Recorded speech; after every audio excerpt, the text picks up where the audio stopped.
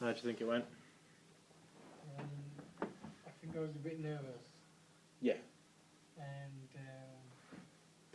There's a lot more for you to remember in this one than there was in the Bale app as well. in the bile-up here, there was a lot more in this one, and I think I got all of my points across. Yeah. I think I could have tried to look at the sheet less, because if I had it on the table, I would have been able to have more eye contact, but then I wouldn't have been able to see.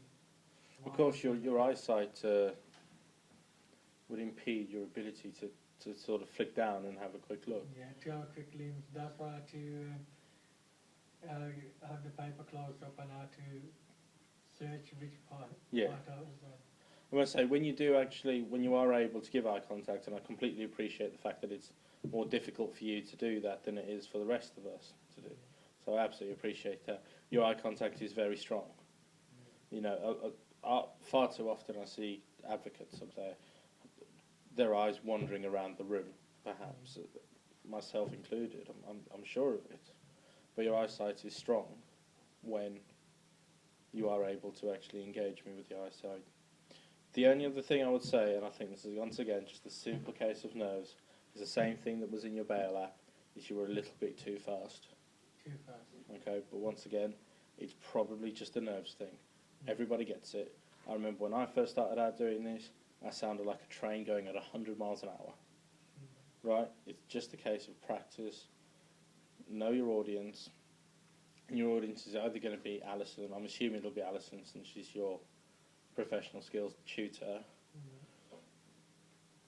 But just take a little bit of a slow breath. If you find yourself getting lost or anything like that, there's absolutely no shame whatsoever in just taking a breath or stopping for a second just to find your feet again. All too often people are trying to rush through these things, get them done because they're so nervous and they just want it to be over, and that's where you can drop marks a little bit. Okay? The whole point of these things is to be able to speak clearly, eloquently, and make sure that the judge can follow what you're saying. So I understand everything. Yeah, so they can understand everything. If you've done it well and you've got a lot of points in there, I'm sure you do, it'll be less scope for